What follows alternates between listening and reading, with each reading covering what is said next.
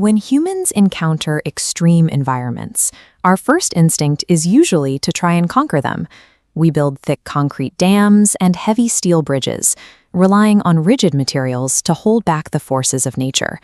But that strategy does not work in Meghalaya, a state in northeastern India.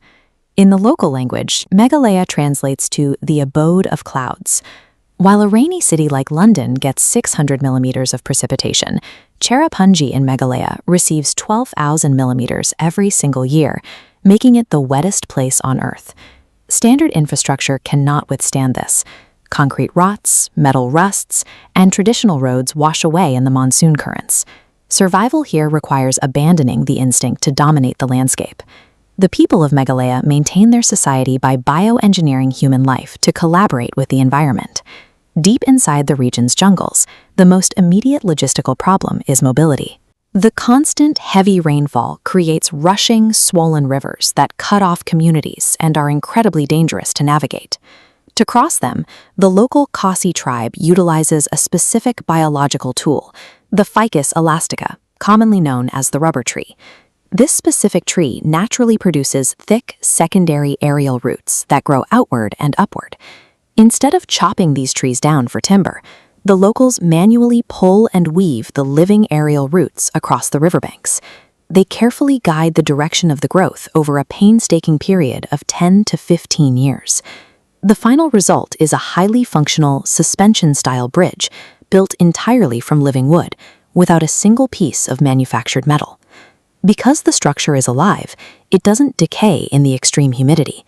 While a steel bridge would immediately begin rusting, a living root bridge grows thicker and stronger over time, reliably carrying foot traffic for up to 150 years. These bridges represent a perfect structural symbiosis. They prove that engineering can adapt to water rather than fighting a losing battle against it. Guiding a tree's roots across a river requires a communal effort that spans generations. And this same collaborative mindset defines the way the Khasi organize their own families. The Khasi tribe operates as a matrilineal society. In every household, a woman is the designated head of the family. Under this system, family lineage and surnames trace directly through the mother. When a couple marries, the groom relocates from his own family to live in the bride's ancestral home. This domestic structure fosters a broader culture of communal harmony. By organizing their households this way, the society places a heavy emphasis on cooperation and the careful sharing of resources, rather than competitive exploitation. You can see this shared responsibility at work in Mawlynnong, a village that earned the title of Asia's Cleanest Village. The strict cleanliness of this town actually began as a crisis response. In the 19th century, a severe plague outbreak hit the area, forcing the locals to drastically change their sanitation habits to survive. Working together, Christian missionaries and local health activists helped the community turn that emergency plague response into a permanent, daily ethic.